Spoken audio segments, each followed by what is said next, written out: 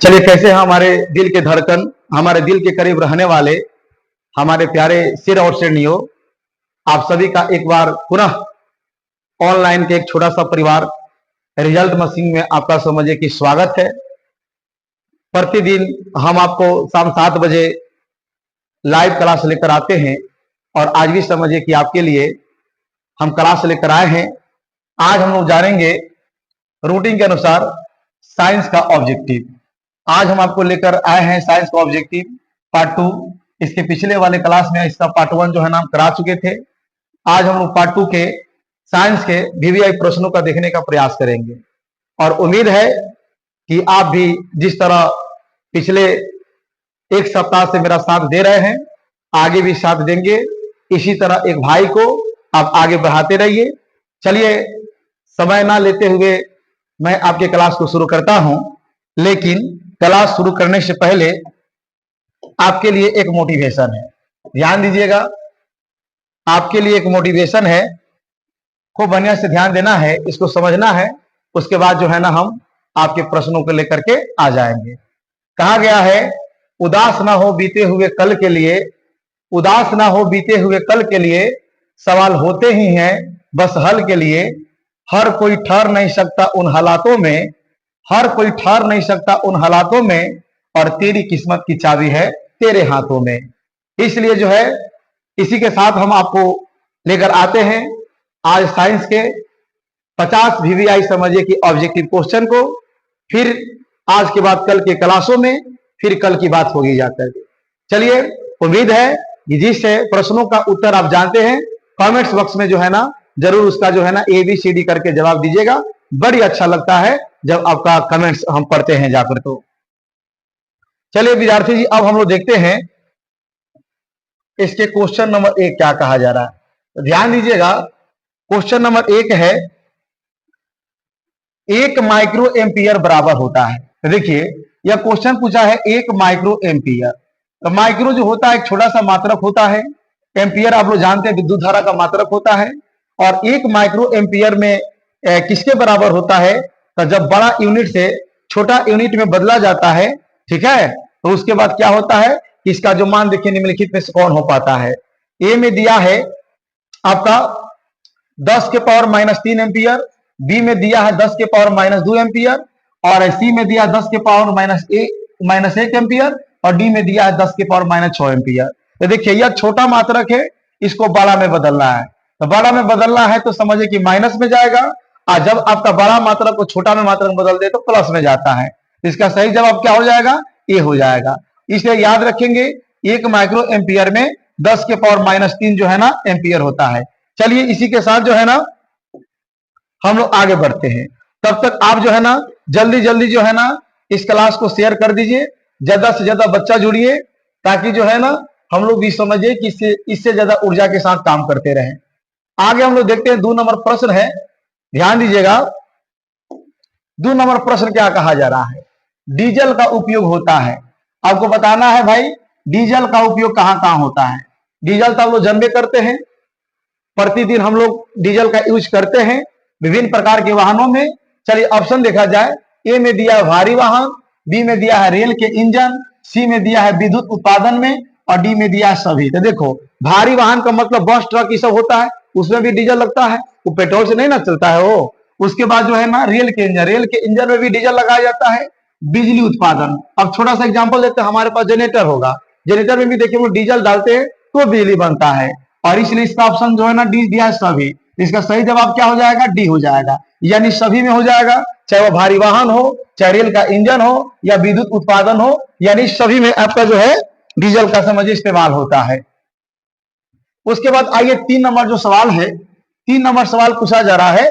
ध्यान दीजिएगा, सौर सेल सौर ऊर्जा को रूपांतरित करता है।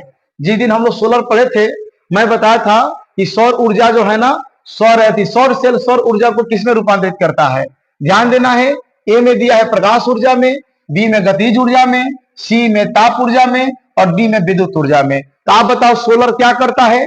तो सोलर को जब आप लगा दीजिएगा तो उससे सबसे पहले करंट मिलेगा, उसी करंट से बल्ब जलाइए, उसी करंट से अन्य काम भी कर सकते हैं।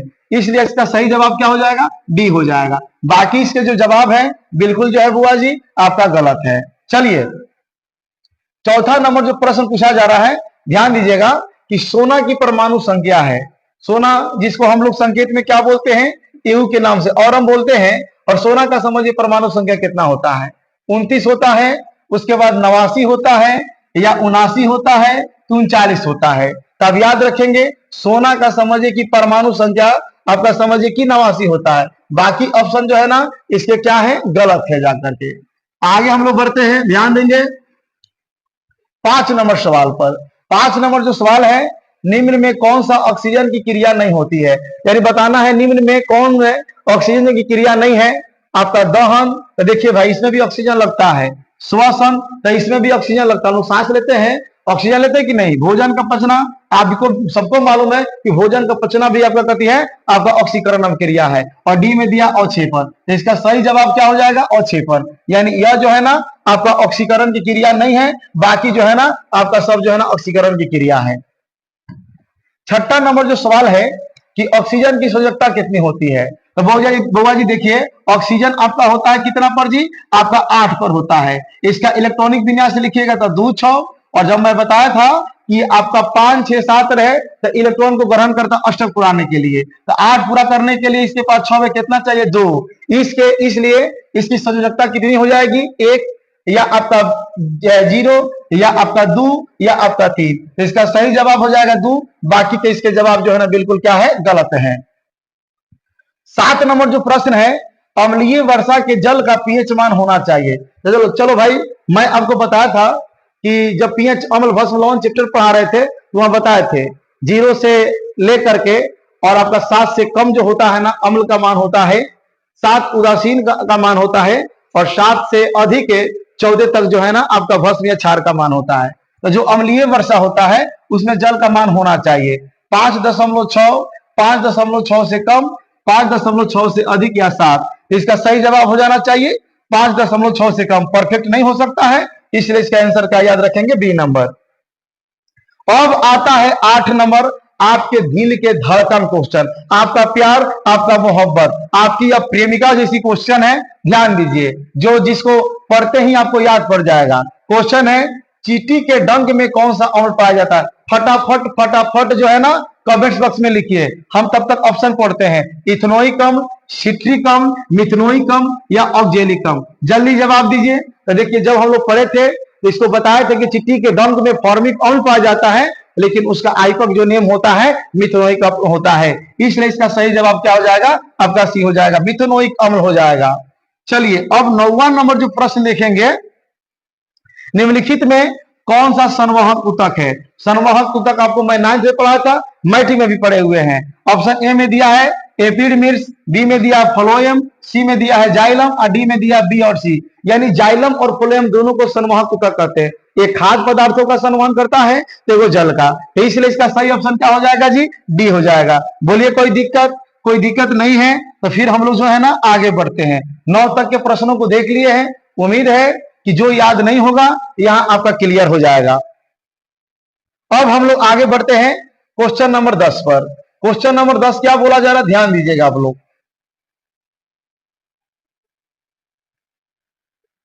ध्यान दीजिए क्वेश्चन नंबर 10 पर।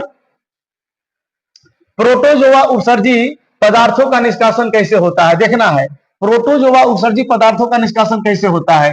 परासरण के द्वारा, विसरण के द्वारा, अवशोषण के द्वारा, आकि निष्कासन के द्वारा? इसका सही जवाब क्या हो जाएगा? ये हो जाएगा परासरण के द्वारा। बाकी विसरण, अवशोषण और निष्कासन आपका क्या होगा? गलत होगा। चलिए उसके बाद जो है ना 11 नंबर सवाल जो है ना यह आपका समझिए कि मोहब्बत है, और 11 नंबर सवाल को नहीं जाने तो फिर विज्ञान में क्या जाने। तो इसलिए 11 नंबर सवाल हम पढ़ने जा रहे हैं। उससे पहले जो है ना हम ऑप्शन बोले, कमेंट्स बॉक्स में इसका आंसर पहले से आप क्या कर दीजिए? रख दीजिए। ध्यान दीजिएगा, मनुष्य की शरीर की सबसे बड़ी ग्रंथि क्या है?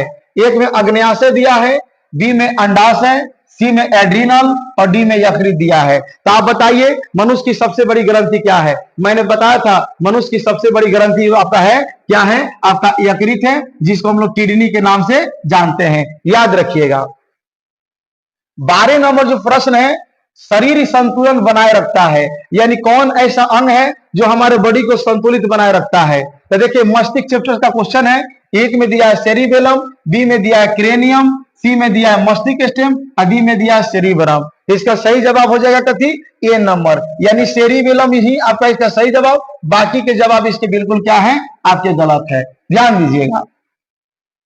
13 नंबर जो सवाल है, 13 नंबर सवाल बताया जा रहा है कि किशोरावस्था में होने वाले शारीरिक परिवर्तन का क्या कारण है। यानी 12 से 18 20 की अवस्था है, इस अवस्था में हमारे शरीर में परिवर्तन होता है, इसके क्या कारण हो सकते हैं। ए में दिया है टेस्टोस्टेरोन, बी में दिया है एस्ट्रोजेन, सी में दिया है थायरॉक्सिन और डी में दिया है ए और बी। इसका सही जवाब क्या हो जाएगा, आपका डी नंबर हो जाएगा, यानी आपका क्या हो जाएगा, ए और आपका बी हो जाएगा। चलिए बुआ जी, कोई दिक्कत नहीं है, तो हम लोग क्या करते हैं, आगे बढ़ते हैं। ठीक है, अब आगे बढ़ते हैं सबसे आपके दिल का धड़कन और दिल वाला ही क्वेश्चन, जिसका नाम है कि मानव हृदय में कितने कोष्ठ होते हैं, यानी मानव के हृदय में कितने भाग होते हैं। तो मैंने पढ़ाया होगा, आप लोग जानते होइएगा, मनुष्य के हृदय में 4 भाग होते हैं, दाया बाया निलय और दाया बाया कथी अलिंद। इसलिए इसका सही जवाब क्या होगा, 4 हो जाएगा। बाकी यह गलत और ये भी 8 गलत है और ये आपका 2 बिल्कुल आपका क्या है, गलत है। चलिए अब 15 नंबर सवाल है, खून पाली वाला क्वेश्चन है, और खून का ही दूसरा का नाम क्या होता है, रक्त होता है। रक्त जानते हो ना, जिसे खून भी कहते हैं और उसके बाद रक्त भी कहते हैं, ठीक है, रुधिर भी कहते हैं जाकर के, ठीक है। इसलिए आपको क्वेश्चन है खून से। देखिए रक्त क्या है, तो रक्त क्या है, ऊतक है कि कोशिका है कि पदार्थ है कि इनमें से कोई नहीं। तो मैं बताया था रक्त हमारा ऊतक है। कौन ऊतक है, तो तरल संयोजी ऊतक है। तरल तो नहीं दिया है, ऊतक दिया है, तो जरूर इसका आंसर क्या मारेंगे, ऊतक ही मारेंगे। बोलिए कोई दिक्कत नहीं। आगे 16 नंबर जो हुआ प्रश्न है, जिन शब्द किसने प्रस्तुत किया, यानी जिन जो है इस शब्द को किसने प्रतिपादित किया, किसने प्रस्तुत किया। तो ध्यान दीजिएगा, एक में मेंडल दिया है, बी में डार्विन, सी में जोहानसन और डी में लैमार्क। इसका सही ऑप्शन क्या हो जाएगा, सी जोहानसन हो जाएगा। बोलिए बुआ जी कोई दिक्कत नहीं है। तो चलिए हम 1 से लेकर के 16 तक प्रश्नों को कर दिए और आप भी बहुत अच्छा लग रहा है कि आप मेरे साथ जुड़ करके ये तमाम चीजों को समझे कि सीख रहे हैं। इसी तरह मेहनत करना हमारे शेरों, और निश्चित है कि हम और आप जिस प्रकार मेहनत कर रहे हैं, हमारी सफलता आज नहीं तो कल रंग लाएगी। और लाएगी क्यों नहीं, जब हम लोग का मेहनत में इतना दम है, तो निश्चित है कि आपका समझे कि या आपका अम हो या बम हो, हम हर चीज को भड़का देंगे एग्जाम में जाकर के। चलिए विद्यार्थी जी, तो आगे हम लोग 17 नंबर क्वेश्चन को देखते हैं। 17 नंबर क्वेश्चन जो है बच्चा को याद होगा, ध्यान दीजिएगा 17 नंबर क्वेश्चन क्या है। सुनिए बाबा जी, 17 नंबर जो क्वेश्चन है, विद्युत चुंबक बनाने के लिए किस पदार्थ के क्षण का उपयोग किया जाता है। याद पारिए, जब विद्युत चुंबक हम पढ़ा रहे थे, बताए थे, अस्थाई चुंबक आपको बताए थे, विद्युत चुंबक बताए थे। विद्युत चुंबक के बारे में मैंने बोला था, आपको याद होगा कि वैसा चुंबक जिसका चुंबकत्व उतना ही समय तक रहता है जितना समय तक उसमें विद्युत धारा क्या की जाती है, प्रवाहित की जाती है। तो बताओ कि आप विद्युत चुंबक बनाने में किस पदार्थ का उपयोग करता है, इस्पात का या पीतल का या नरम लोहा का या इनमें से कोई नहीं। तो इसलिए आपका सवालवा देख करके दिमाग हो गया हुआ गरम, इसलिए मार दीजिए इसका लोहा कति नरम, यानी इसका सही जवाब हो जाएगा कति नरम लोहा। क्यों नरम लोहा, क्योंकि मैंने बताया था कि नरम लोहा को अपने मन से चुंबकित और विचुंबकित किया जा सकता है। 18 नंबर क्वेश्चन आपको याद होगा कि जब किसी चालक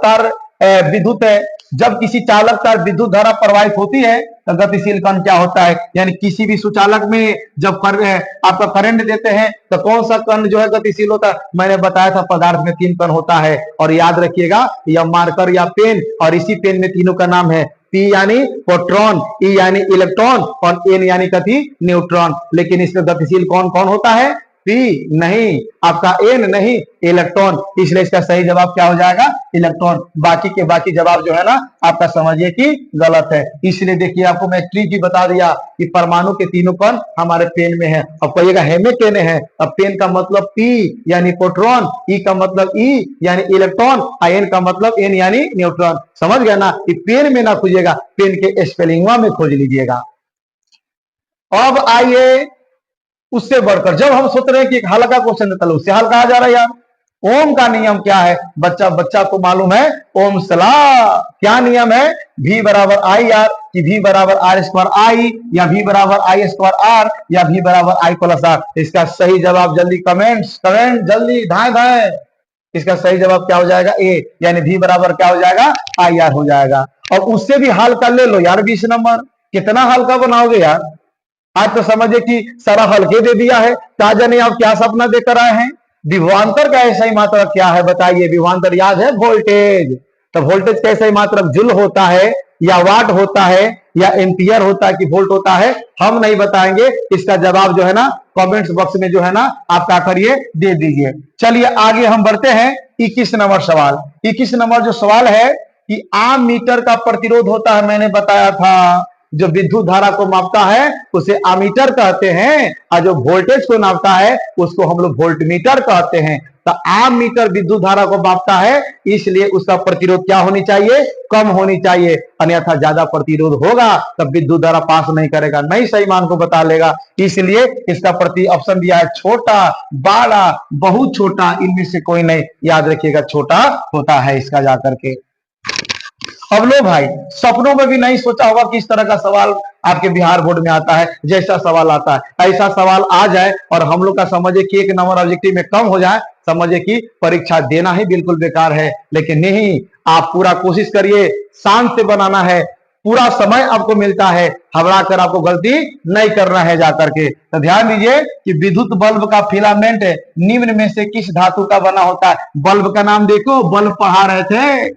अरे है एलईडी बल्ब नहीं, यह बल्ब याद है ना आपको जी? जब यह आपका बल्ब पढ़ाया जा रहा था तो आप देखिएगा इसमें हम एक बनाए थे, इसको हम फिलामेंट बोलते हैं। किसका किसका बना होता है? तांबा का, नाइक्रोम का, शीशा का, टंगस्टन का? जल्दी फटाफट फटाफट इसको कमेंट्स में जवाब दीजिए, किसका बना होता है? कथी का जी? टंगस्टन का। सही जवाब। देखिए हमारे जो शेर है उधाए धाए समझिए कि जवाब दे रहे हैं। चलिए इसी तरह इसी चीज की आवश्यकता है, एक रेबा हमने के जरूरत क्या कि बहुत चला था हमने के कथी मुहूर्त। तो याद रखा जा, एकरे हमने के जरूरत बाटे जा, ऐसा ही फटाफट जवाब हमने के देवे के बाटे जा करके।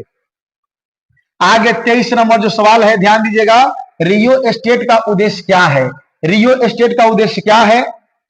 ध्यान दीजिए, धारा का परिमाण में वृद्धि, धारा का परिणाम में कमी, धारा का परिणाम में वृद्धि, और धारा इनमें से कोई नहीं। तो जाके देख लीजिए, भाई दोनों ऑप्शन में एक है, इसलिए इसमें कोई मार दीजिएगा, चाहे ए मार दीजिए चाहे सी मार दीजिए। एक के दिया है, मुस्प्रिंट हुआ है, होता है भाई, हर किसी से थोड़ी मोड़ी गलतियां होती है, इंसान है ना है, तो याद रखिएगा। चलिए हम अब तक 23 तक के सवालों को बता दीजिए, बताइए समझ में आ रहा है? बिल्कुल समझ में आ रहा है। इसी तरह प्रतिदिन शाम को हमारे साथ, ज्यादा घंटा आपका समय नहीं लेता, मात्र 30 से 40 मिनट हमको समय दीजिए, और निश्चित है इसके बाद जो है ना हम आपको बहुत जल्द लेकर आने वाले हैं क्रैश कोर्स। और कहा भी जाता है बीरो में फोर्स का और आर कुमार में समझिए कि क्रैश कोर्स का महत्व सबसे ज्यादा होता है। बस आपकी इंतजार की घड़ी बहुत जल्दी समाप्त होने वाली है।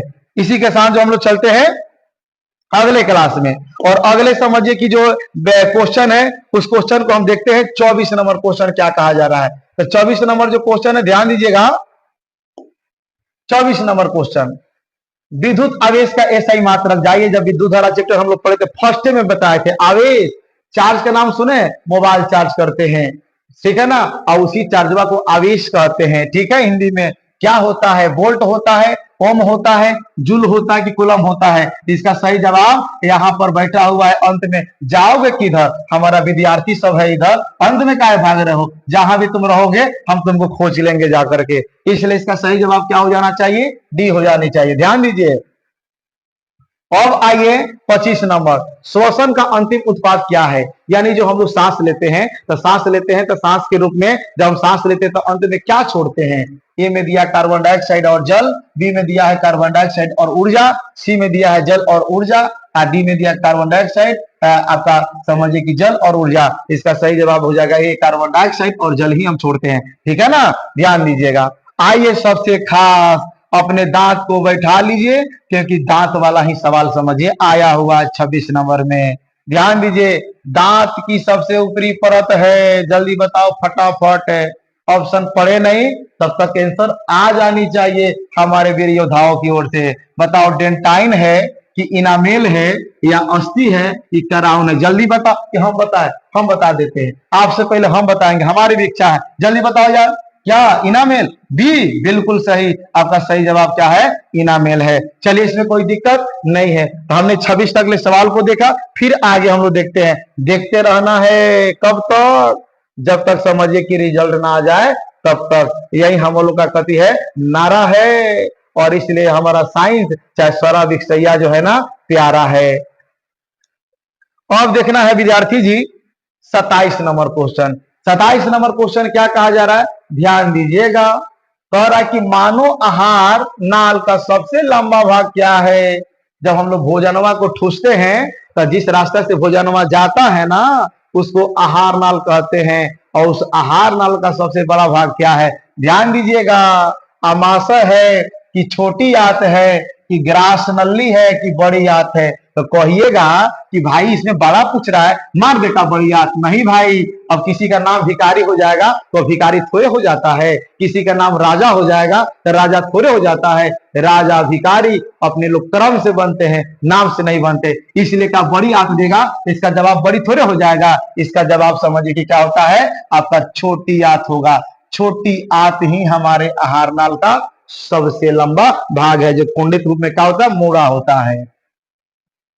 चलिए 28 नंबर जो क्वेश्चन है, यह क्वेश्चन पूछा जा रहा है कि पराग कण निम्न में से किसके अंदर बनता है? पराग कण जब फूल में हम लोग प्रजनन पढ़ रहे थे वहां बताए थे पियर का। किसमें? पराग कोश में, अंडाशय में, वर्तिका में कि पतिया में? तो याद रखिएगा पराग कोश में बनता है बाबू। इसलिए याद रखना पराग कण पराग कोश में ही बनता है। ये सही है, ये सब आपका समझ लीजिए गलत। जहां भी देगा ढूंढ के मारेंगे हम लोग जाकर के।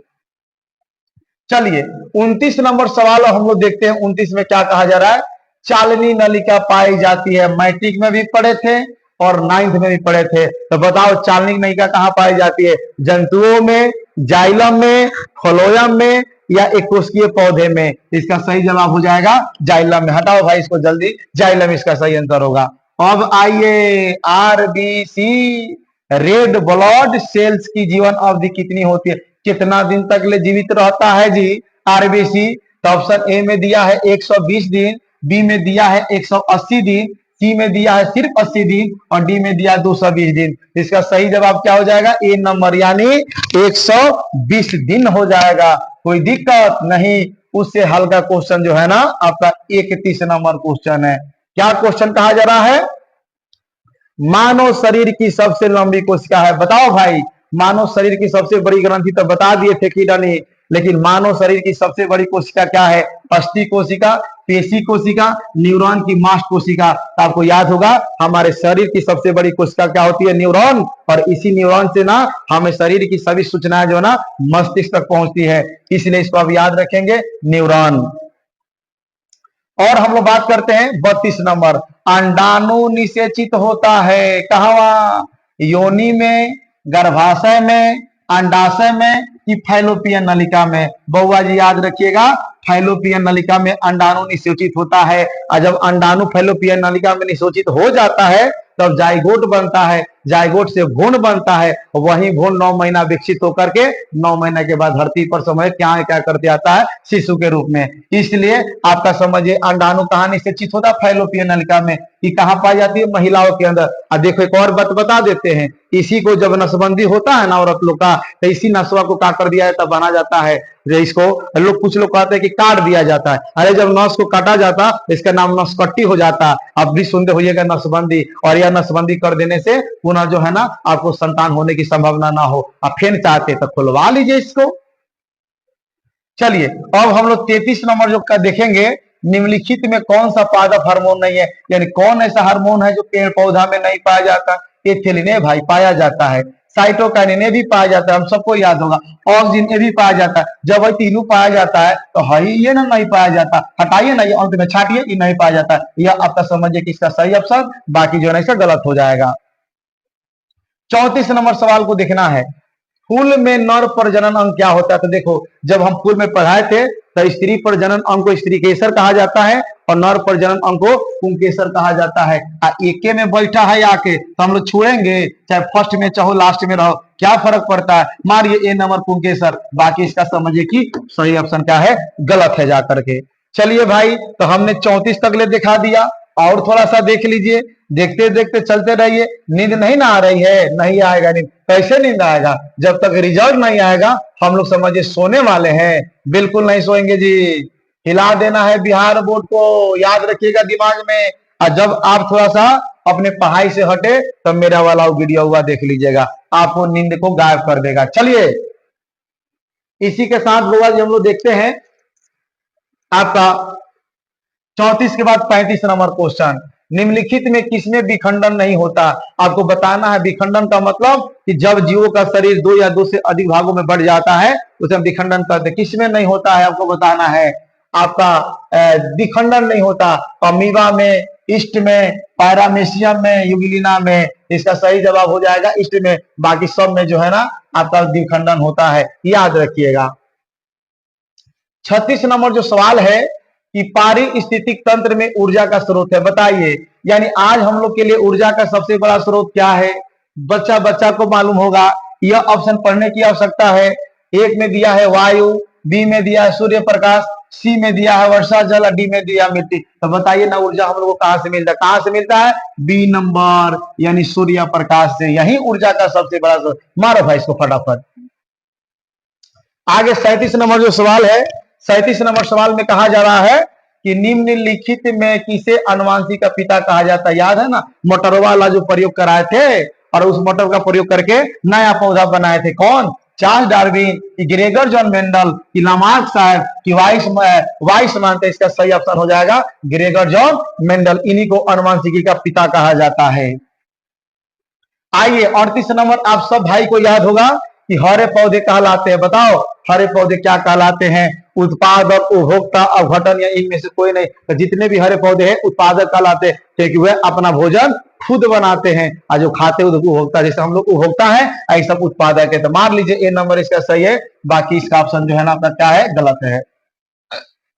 उसके बाद 39 नंबर जो सवाल है कि नर जुग्मक में गुणसूत्र की संख्या होती है। देखो ऐसे जो है ना हम सब में टोटल मिलाकर 46 गुणसूत्र होता है, और 46 को तोड़िएगा तो 23 और 23 आपका हो जाएगा। तो कहने का मतलब नर में 23 और इसमें स्त्रियों में 23 आपका हो जाता है। तो नर जुग्मक में गुणसूत्र की संख्या कितना? 23। बाकी ऑप्शन आपका क्या है, गलत है। ध्यान दीजिएगा। 40 नंबर जो सवाल है बुआ जी, ओजोन परत पाई जाती है। ओजोन परत कहां पाई जाती है और जहां पाई जाती है उसका नाम बता दीजिए। तो देखिए आप खोजिएगा हिंदी में, और आंसर दिया है आपको इंग्लिश में, लेकिन आपको मालूम होगा। बताओ एस्ट्रोस्फीयर में, एक्सोस्फीयर में, आइनोस्फीयर में, आकि ट्रापोस्फीयर में? इसका सही जवाब होगा एस्ट्रोस्फीयर में। कोई दिक्कत नहीं है। बाकी इसका जवाब जो है ना क्या है, गलत है। 41 नंबर क्वेश्चन है कि ऐसे तत्व जो इलेक्ट्रॉन को त्याग कर धनात्मक आयन बनाते क्या कर लेते? देखो देने वाला धनी और लेने वाला हमेशा गरीब होता है। कौन तत्व अपना इलेक्ट्रॉन को त्यागता है? तो याद होगा धातु, और लेता है आपका कति? अधातु। तो इसका सही जवाब ए नंबर दिया है उपधातु, नहीं होगा। बी नंबर में धातु दिया, यह होगा। बाकी आपका यह जवाब बिल्कुल क्या है, गलत है। 42 नंबर क्वेश्चन बाबा जी हम पढ़ते हैं कि लोहा पर, लोहा जानते हैं, लोहा पर जिंक लेपित करने की क्रिया क्या करते हैं? जब लोहा पर हम लोग जिंक को लेप देते हैं तो क्या करते हैं? विद्युत लेपित करना, संरक्षण संचारण करना, गैल्वेनीकरण करना, या विद्युत अपघटन करना। तो याद रखिएगा इसका सी नंबर। कोई दिक्कत नहीं है। चलिए आगे हम लोग बढ़ते हैं। अब 43 नंबर सवाल को हम लोग देखते हैं, ध्यान दीजिएगा। 43 नंबर सवाल देखिए क्या कहा जा रहा है। बउआ जी ध्यान देते रहना है।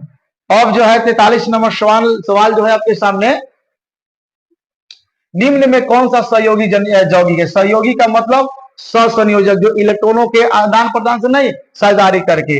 आज ये पढ़ा रहे थे आपके क्लास में, ऑफलाइन में आप लोग को बताया गया था। बताओ NaCl या CaCl2 या CH4 या Na2। तो देखिए ये जो आपका CH4 है, मैं आपको बताया होगा कि क्या होता है ना CH4 में आपका। देखिए 4 गो हाइड्रोजन होता है, और यहाँ जो होता है ना भाई, एक एक इलेक्ट्रॉन हाइड्रोजन के पास, 4 इलेक्ट्रॉन आपका समझिए कि कार्बन के पास, और ये क्या कर लेता है, एक एक साझेदारी कर लेता है। देखो कर रहा कि ना, कार्बन इनसे फिर क्या करेगा, ले लेगा। तो बताओ कौन सा सहसंयोजी है, NaCl नहीं भाई, CaCl2 नहीं, CH4 यस, यही आपका हो जाएगा, और आपका ऑप्शन क्या हो जाएगा, गलत हो जाएगा। बोलिए भाई कोई दिक्कत नहीं है। तो आगे आइए 44 नंबर, देखिए आभूषण बनाने वाला सोना होता है, नाम सुना, झुमका, झुलनी, ये सब जो बनता है क्या कौन सोना होता है, 24 कैरेट का, 16 कैरेट का, 22 कैरेट का, और कि 15 कैरेट का। तो बताओ 24 कैरेट का समझिए तो शुद्ध सोना होता है, शुद्ध सोना का गहना बनता है।